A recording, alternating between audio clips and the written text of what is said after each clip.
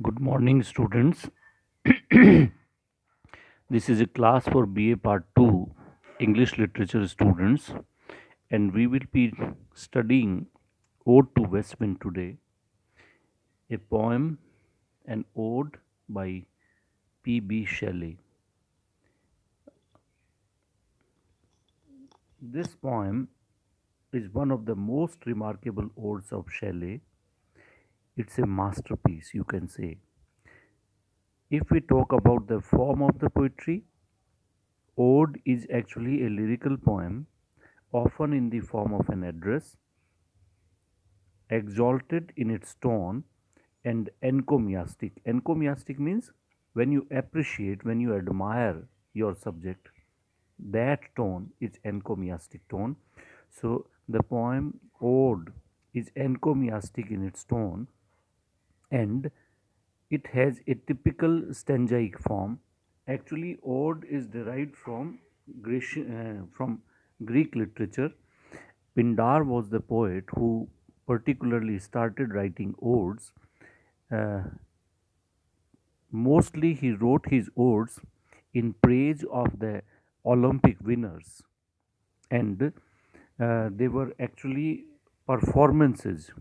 The ode would be performed in a ceremonial manner, where the ode was divided into three parts. The stanzaic form was divided into three parts: the strophe, antistrophe, and epode.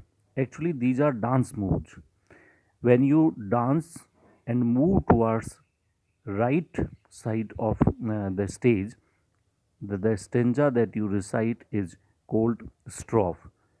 When you move opposite, that is to say on the left hand side, you recite the anti-strophe stanza, and when you stand still, and when you stand in the middle of the stage, and the part that you recite is actually epode.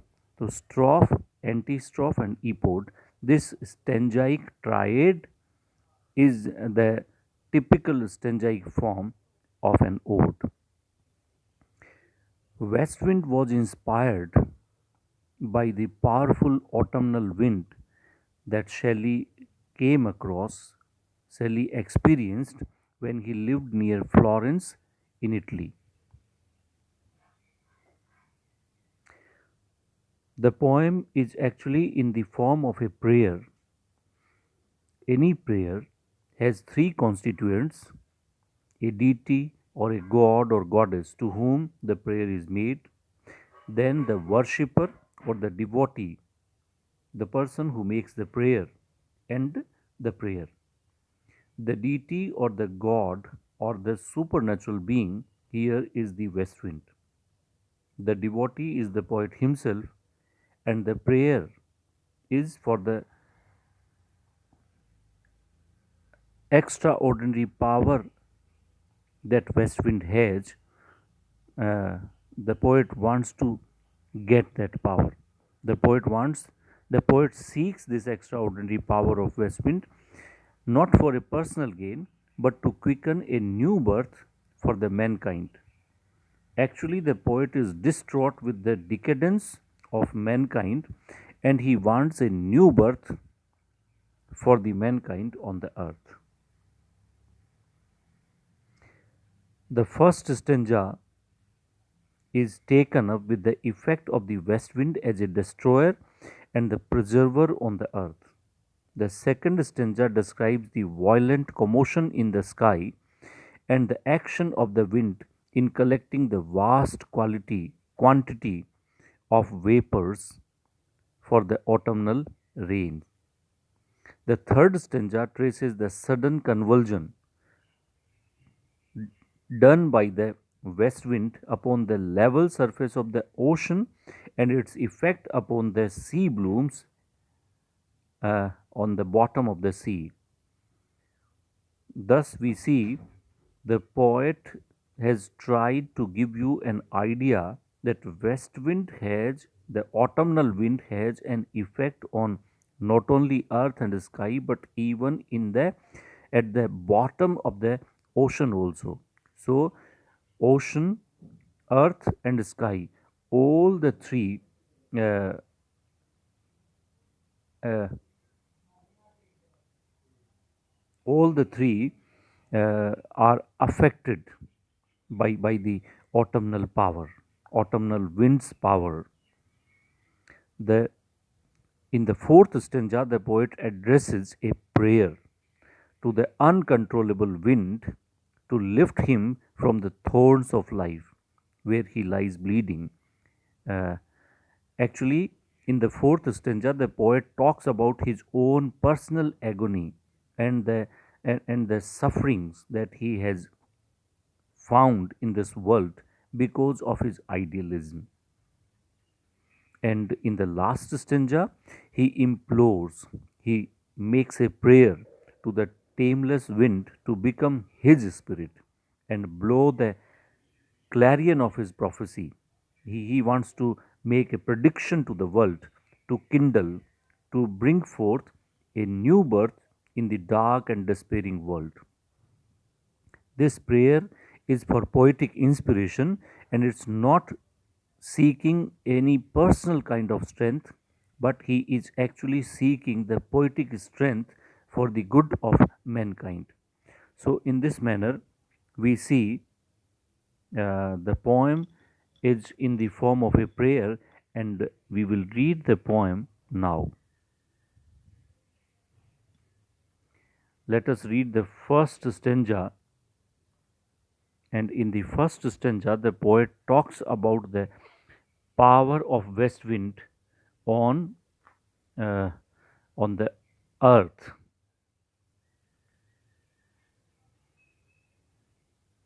O wild west wind. You have to see each and every word when you read Shelley, because Shelley is very, very powerful poet. O wild west wind. When O is actually a form of an address, the poet addresses to the west wind, and the adjective that he adds to west wind is wild. Wild means wild is used for, you can say, uncontrollable. Wild is one where there is no control, where one lives as one wants to live. So wild west wind means uncontrollable west wind, a self-willed west wind, one who lives according to one's own pattern. So, O wild west wind, thou breath of autumn's being. If autumn is an entity, being means entity, being means existence. So if there is an existence of autumn, the breath of autumn would be west wind only.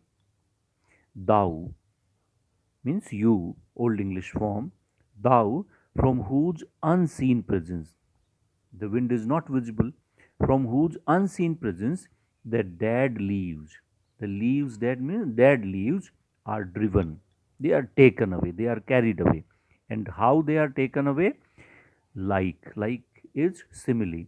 So, like ghosts, just as ghosts are taken away, driven away from an enchanter fleeing, just as they fly away, just as they go away, ghosts go away from an enchanter. Enchanter is actually the person who has who can control the spirits, souls. So, like ghosts fleeing from an enchanter, in that way, dead leaves are also driven away by west wind. What colors the west wind? What colors the leaves are? The poet says yellow and black and pale and hectic red. Or all these leaves are pestilence stricken multitudes. Multitude means crowd in large number. And in large number, these leaves are pestilence stricken. Pestilence is pandemic. Pestilence is a disease, widespread disease. So all these leaves are seem to be uh, infected by a disease, and that is why they all fall down. O thou. O thou is an address for west wind only. So, O thou who chariotest. Chariot is actually a noun, but the poet has used it as a verb. Chariotest means to carry as if in a chariot. So, O west wind, you who carry to their dark wintry bed the winged seeds. So, the poet says that the west wind carries the seeds.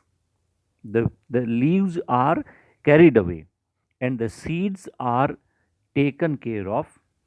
The west wind chariot them, means a special attention is paid carefully to the seeds, winged seeds.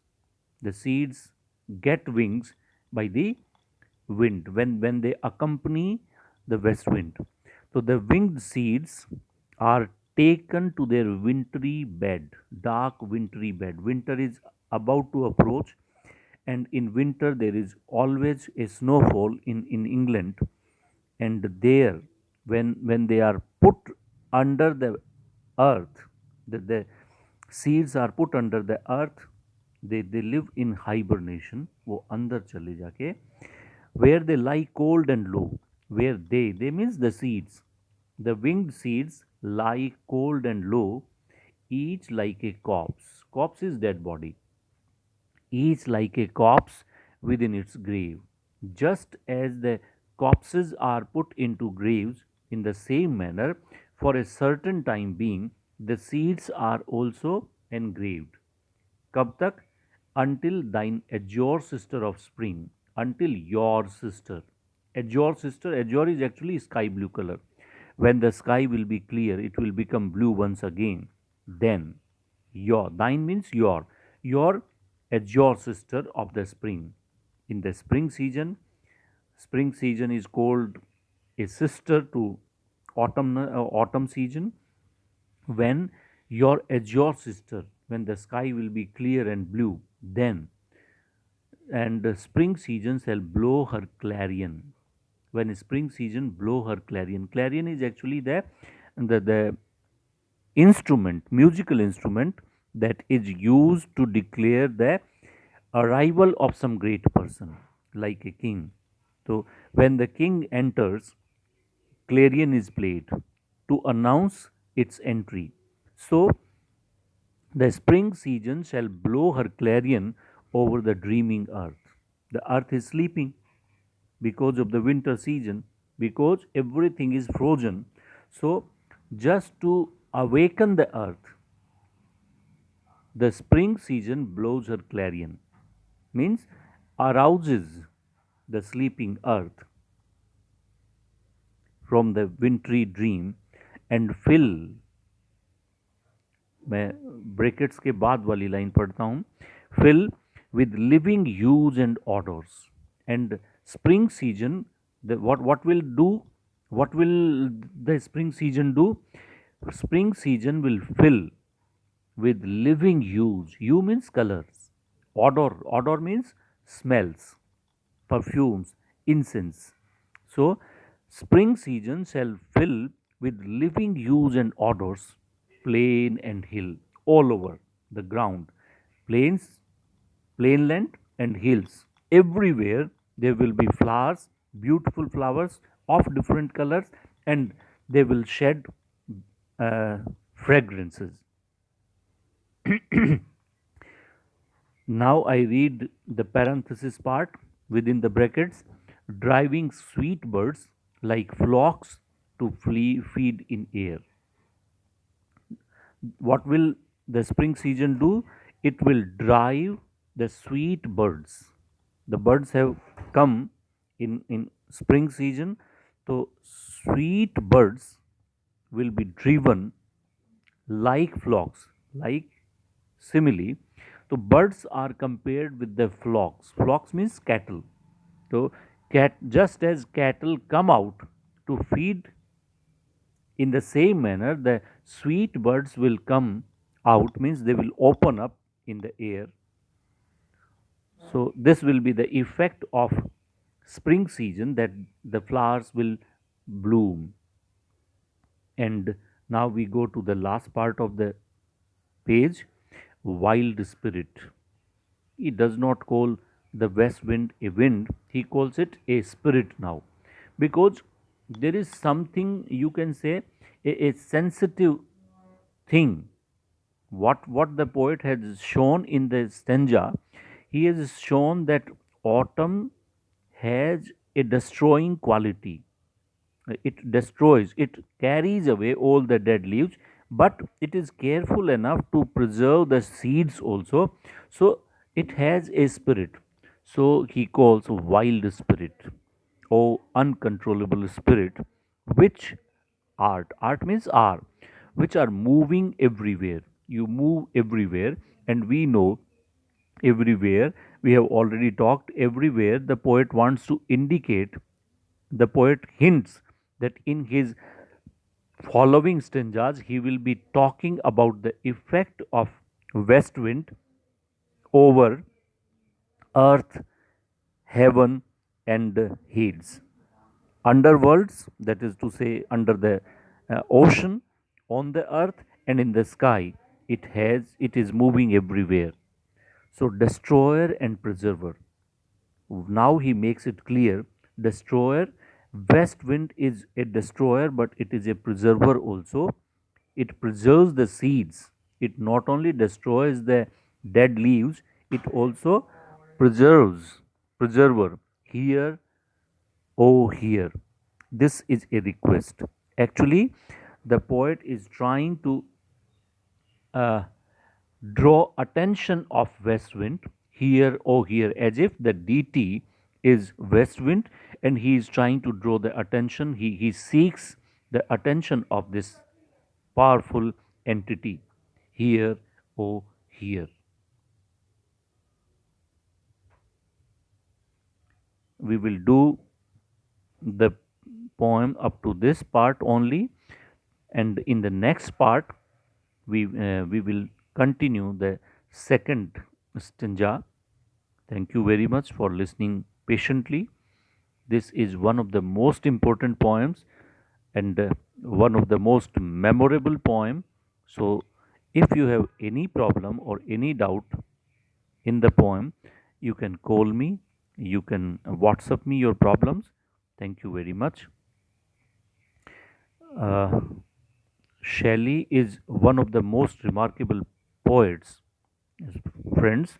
So be very, very careful, and try to study the poem very seriously. Thank you very much.